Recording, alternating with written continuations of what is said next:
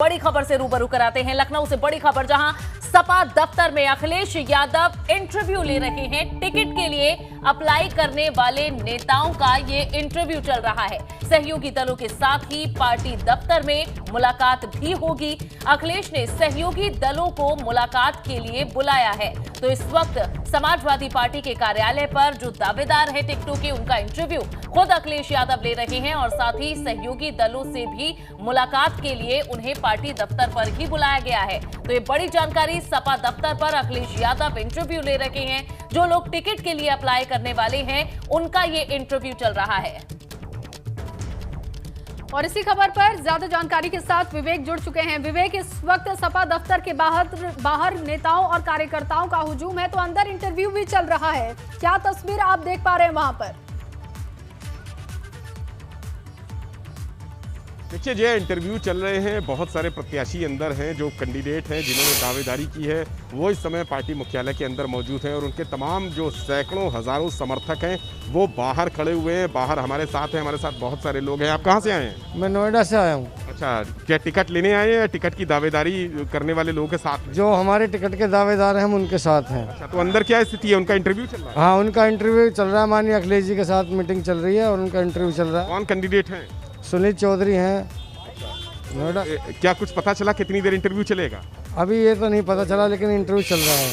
Samajwadi party से या गठबंधन दल से? समाजवादी पार्टी से। अच्छा, देखिए इंटरव्यू चल रहे हैं। आप बताइए क्या अंदर? सर देखिए, अंदर माननीय राष्ट्रीय अध्यक्ष जी इंटरव्यू ले रहे हैं और हम सब समाजवादी पार्टी के कार्यकर्ता साथियों ने ठाना है माननीय अखिलेश यादव जी को मुख्यमंत्री बनाना है। आपसे मैं बता देना चाहता हूं, गरीब मजदूर, नौजवान, किसान या जितने भी सम्मानित दल के लोग हैं, सब माननीय अखिलेश यादव जी के साथ गठबंधन बना करके भाजपा को परास्त करने के। ठीक है, आप कहाँ से आए? मैं टांडा अम्बेडकर से आया हूँ। मेरा नाम नफीस अहमद है। आप कैंडिडेट हैं? जी नहीं, मैं कैंडिडेट नहीं हूँ, मैं समर्थक हूँ समाजवादी पार्टी में। मैं माननीय मुलायम सिंह यादव जी के साथ मैं 1978 से जुड़ा हूँ और उनका साथ मैंने कभी नहीं। अभी अंदर क्या स्थिति है? अंदर स्थिति है, अभी वो बातचीत हो रही गठबंधन का और समझौता हो गया है।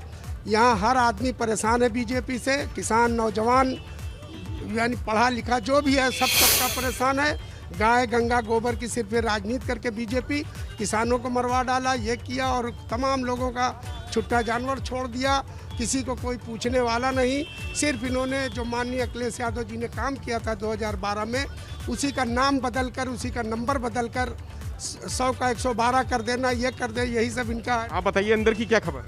अंदर अभी बैठक चल रही है, अभी कोई सही खबर मिलने वाली थोड़ी देर में। राष्ट्रीय अध्यक्ष भी मीटिंग कर रहे हैं कई दलों के साथ में और हमारे जो विधायक के आवेदक है उनके साथ भी मीटिंग चल रही है। थोड़ी देर में रिजल्ट कुछ ना कुछ सामने आएगा। कई लोग ज्वाइन कर सकते हैं आज यहाँ पे? जी, आज बहुत सारे लोग ज्वाइन करने वाले हैं। मकसूद जी ज्वाइन करने वाले हैं और स्वामी प्रसाद मौर्य कल आप देखे भी किए।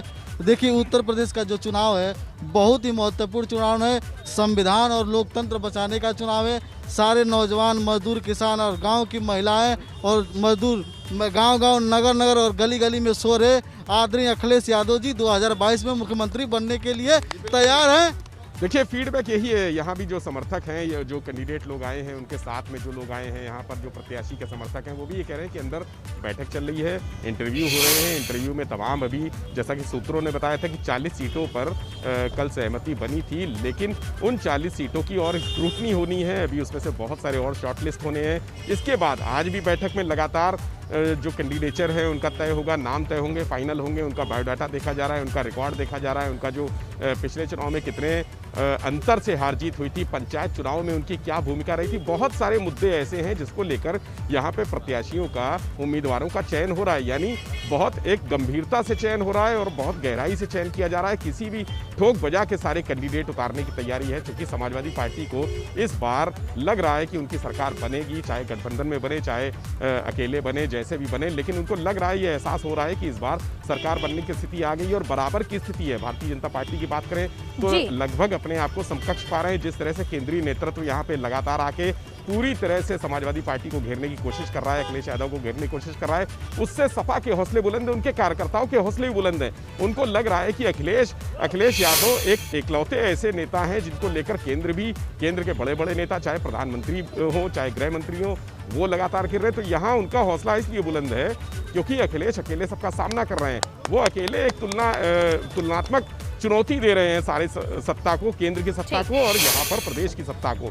तो इसलिए कार्यकर्ताओं के हौसले बुलंद है और ये पूरे विवेक, कार्यकर्ताओं के हौसले बुलंद हैं। और एक और बात ये कही जाती है कि जब चुनावों से पहले जिस पार्टी की तरफ रुख ज्यादा नेताओं के शामिल होने का होता है, जिस पार्टी में ज्यादा नेता जाते हैं, उसकी हवा ही अलग होती है और चुनावों में जीत भी इसी तरह से आंकी जाती है और हवा भी बनाई जाती है, जो इस वक्त फिलहाल समाजवादी पार्टी के पक्ष में नजर आ रही है। लेकिन बाकी सहयोगी दलों से भी बैठक होनी है और उसके लिए भी पार्टी दफ्तर पर ही इन्हें बुलाया गया है। यहाँ किस तरह की चर्चा हो सकती है और उसके भी क्या कुछ परिणाम आज निकल सकते हैं, क्या कुछ ऐलान हो सकता है? बिल्कुल, जो सहयोगी दल हैं उसमें कई सहयोगी दल यहाँ पर मौजूद हैं, उनके नेता मौजूद हैं, लेकिन कुछ ऐसे भी हैं जो किसी वजह से नहीं मौजूद हैं, तो इसको लेकर चर्चा होगी, लेकिन वो दोपहर के बाद होगी। अभी जो पहला चरण चल रहा है, पहला चरण सीधा टिकटों के बंटवारे को लेकर है और टिकट जो उम्मीदवार आए हैं उनको लेकर है, उनका सिलेक्शन कैसे होगा, उनका इंटरव्यू, ये प्रक्रिया चल रही है।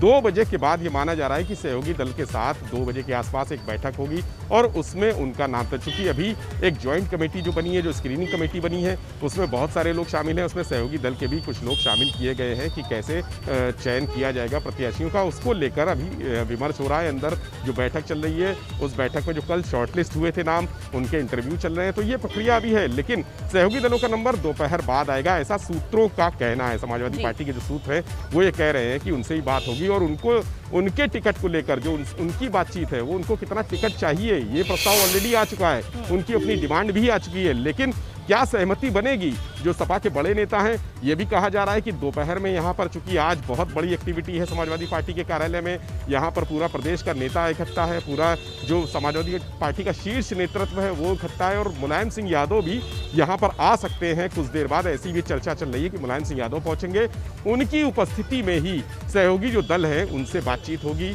और जो जिनकी डिमांड है, क्या डिमांड है, कौन से कितने टिकट मांग रहे हैं, किस सीट से मांग रहे हैं, इस पर एक विमर्श होगा, वो दोपहर के बाद हो सकता है। ऐसी विवेक, एक और सवाल आपसे ये पूछना है कि हम भी कई बार ग्राउंड पर गए हैं और जब लोगों से सवाल पूछा जाता है तो वो अक्सर पार्टियों को डिवाइड करके अपनी पसंद बताते हैं, लेकिन ये बताइए कि आखिर इतनी प्रतिशत कितने लोगों की संख्या है जो उम्मीदवार को देखकर वोट डालते हैं? तो उम्मीदवारों की भूमिका कैसी रहेगी इन चुनावों में पार्टी के?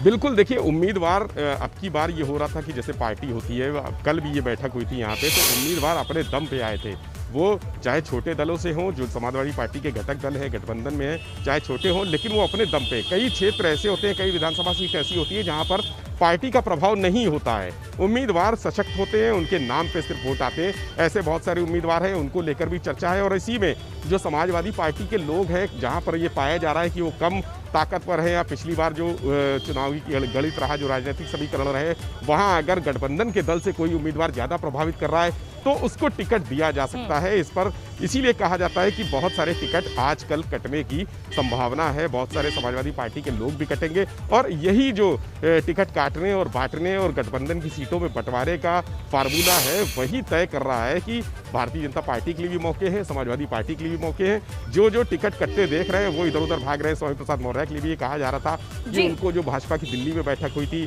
टिकटों के बंटवारे को लेकर बैठक हुई थी, वहाँ कई टिकट उनके और उनके समर्थकों के कई टिकटों के नाम थे, इस वजह से उन्होंने यहाँ पर एक फैसला लिया और इस्तीफा दिया। ये ऐसी सूत्रों का कहना है कि टिकट कटने के डर से ही उन्होंने कहा कि अब समाजवादी पार्टी का दामन, एक इशारा किया, संकेत किया कि समाजवादी पार्टी का दामन थाम सकते हैं। यही स्थिति समाजवादी पार्टी में भी है।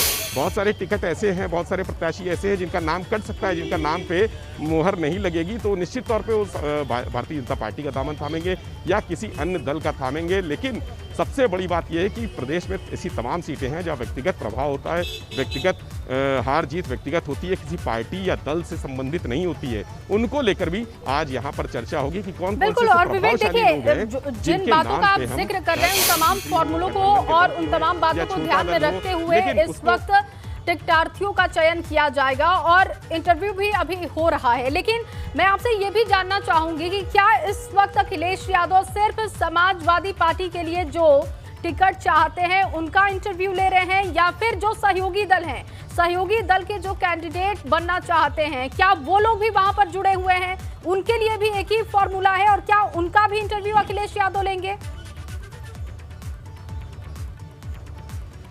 जी, कल जो बैठक हुई थी उसमें भी गठबंधन दल के लोगों के नाम शामिल थे। जैसा कि बताया जा रहा कि महान दल के केशव देव मौर्य के बेटे का टिकट फाइनल हो गया है, लेकिन वो अभी घोषित नहीं हुआ है। बहुत सारे ऐसे गठबंधन के लोग हैं जो शामिल थे उस बैठक में, कई स्क्रीनिंग कमेटी के मेंबर भी हैं, सदस्य भी हैं, तो वो तय कर रहे हैं कि किसको टिकट देना है, किसको नहीं देना है। कई टिकट फाइनल हो गए, लेकिन उसको अंतिम सूची नहीं बनाया गया है। अंतिम सूची आज बन सकती है या कल बन सकती है।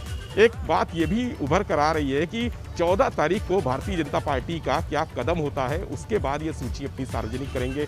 उसके बाद बताएंगे कि हमने क्या टिकट की जो लिस्ट बनाई है उसमें कौन कौन लोग हैं और किन किन विधानसभा क्षेत्रों के टिकट फाइनल हुए।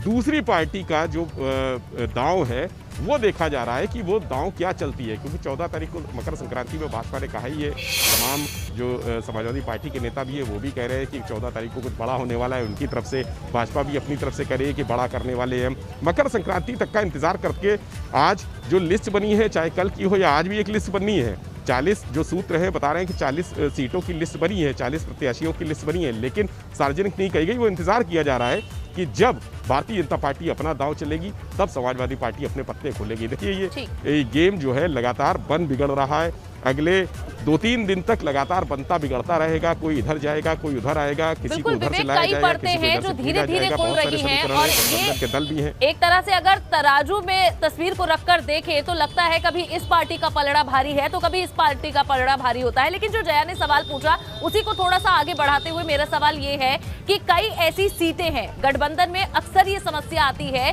कि कई सीटें ऐसी होती हैं जिसमें कई अलग अलग पार्टियों के दावेदार उतरते हैं और उसी पर माथापच्ची रहती है, उसी पर राह अटकी रहती है कि इस सीट से किस कैंडिडेट को, किस पार्टी के कैंडिडेट को उतारा जाए। तो क्या कुछ ऐसी भी महत्वपूर्ण मजबूत सीटें हैं जिन पर कई पार्टियों के दावे हो सकते हैं गठबंधन में और उस पर फैसला अंत के लिए छोड़ दिया जाए? देखिए, सबसे बड़ी सीट तो इटावा में इनकी अपनी खुद की है, समाजवादी पार्टी की अपनी खुद की है। जसवंत नगर सीट जहां पर मुलायम सिंह यादव की जो सीट हुआ करती थी उसके बाद वो शिवपाल सिंह यादव के पास हो गई। कहा जा रहा है कि शिवपाल सिंह यादव अपने बेटे आदित्य के लिए वो सीट मांग रहे हैं। उसको लेकर भी, चूंकि अब शिवपाल सिंह यादव अलग हो गए थे, प्रगतिशील समाजवादी पार्टी का उन्होंने एक नया दल खड़ा कर लिया था, उसका गठन कर लिया था। अब वो अपने बेटे के लिए वो सीट मांग रहे हैं। तो निश्चित तौर पे इस बात को लेकर भी जो आज सुबह बैठक हुई थी, शिवपाल यादव अखिलेश यादव के घर गए थे तो उन्होंने 3-4 सीटों पर चर्चा की है। ऐसा सूत्र बता रहे हैं कि 3-4 सीटों पर बात हुई है, लेकिन अभी कोई फाइनल सहमति नहीं बनी है, अंतिम सहमति नहीं बनी है। इसके अलावा पश्चिमी उत्तर प्रदेश की तमाम सीटें हैं जहां पर राष्ट्रीय लोकदल का प्रभाव है और वो अपने लिए मांग रहे हैं। 35 सीटें, सूत्रों का कहना है कि 35 सीटें राष्ट्रीय लोकदल के जो अध्यक्ष हैं जयंत चौधरी, वो अखिलेश यादव से मांग रहे हैं। इसको लेकर अभी बातचीत चल ही रही है।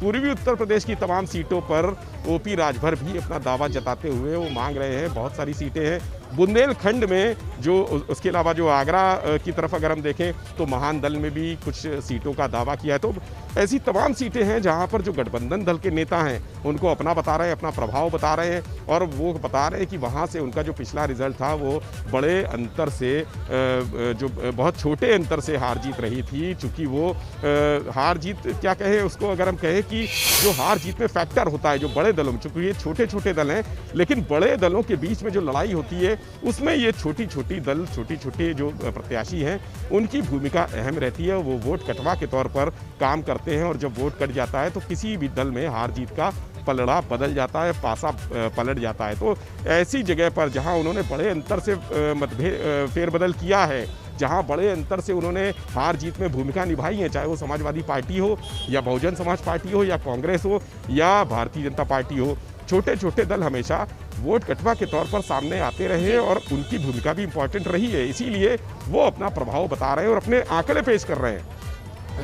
ओपी राजभर ने भी अपने तमाम आंकड़े, बिल्कुल विवेक, आगे भी आपसे जानकारी लेते रहेंगे, आप हमारे साथ जुड़े रहिएगा। तो एक अहम इस वक्त समय है जहां पार्टी कार्यालय, समाजवादी की पार्टी कार्यालय पर ये इंटरव्यू चल रहे हैं। अखिलेश यादव जो भी पार्टी के दावेदार हैं सीटों के लिए, उनके इंटरव्यू ले रहे हैं और तकरीबन 2 बजे गठबंधन के जो दल है उनसे भी बैठक होने वाली है। इस पूरी खबर पर लगातार हमारी नजर बनी रहेगी। अखिलेश यादव आज अपने पार्टी कार्यालय पर संभावित उम्मीदवारों के इंटरव्यू ले रहे हैं और ये जांचने की कोशिश कर रहे हैं आखिर सही कैंडिडेट कौन है जिसे टिकट दिया जाए और उसके आधार पर समाजवादी पार्टी ये चुनाव लड़े और जीते। लेकिन इस बीच एक बड़ी खबर आपको बता देते हैं, मथुरा से चुनाव नहीं लड़ेंगे सीएम योगी आदित्यनाथ। बड़ी खबर, मथुरा से सीएम के नाम पर नहीं हुई चर्चा, ये सूत्रों के हवाले से बड़ी खबर मिल रही है। दिल्ली में टिकट बंटवारे को लेकर जारी है यूपी भाजपा की बैठक, तो ये बड़ी जानकारी दे रहे हैं। पहले ये जानकारी मिली थी कि मथुरा से सीएम लड़ सकते हैं चुनाव, लेकिन अब सूत्रों के हवाले से ये खबर कि वे मथुरा से चुनाव नहीं लड़ रहे हैं।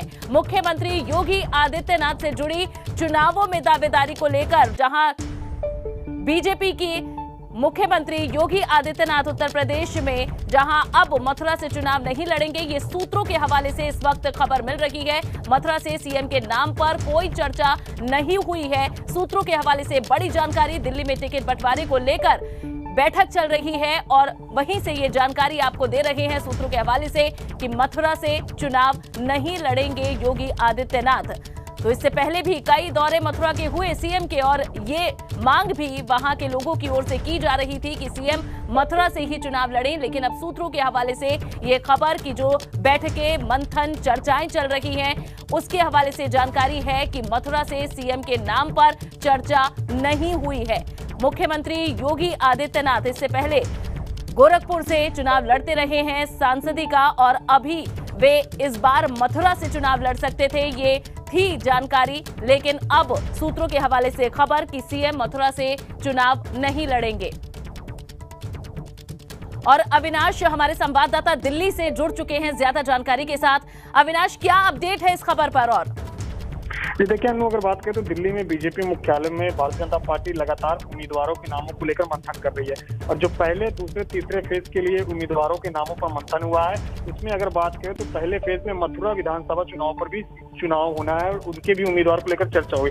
तो वहां से अभी अगर बात करें तो सिटिंग विधायक है श्रीकांत शर्मा, उन्हीं को बीजेपी रिपीट कर रही है। जो भारतीय जनता पार्टी कह रहे, भारतीय जनता पार्टी की तरफ से उनके नाम पे लगभग मुहर लग गई है, सहमति लगभग बन गई है। और जो एक कयास चल रहे थे, खासतौर से अगर बात करें तो तमाम जगह ये कयास चल रहे थे कि मुख्यमंत्री योगी आदित्यनाथ मथुरा से चुनाव लड़ सकते हैं, अब उसको कहीं ना कहीं विराम मिल गया है, क्योंकि मुख्यमंत्री भी पहले अपने बयानों में ये कह चुके थे कि अभी उनका चुनाव लड़ना तय नहीं है, पार्टी जो दिशा निर्देश देगी, पार्टी संगठन जो भी कहेगा वो करेंगे। लेकिन जो मथुरा से चुनाव लड़ने की उनकी लगातार कयास बढ़ी चल रही थी, उस पर कहीं ना कहीं अब विराम लग गया है, क्योंकि पार्टी के अंदर उनको मथुरा से चुनाव लड़ाने को लेकर कोई भी चर्चा नहीं हुई है।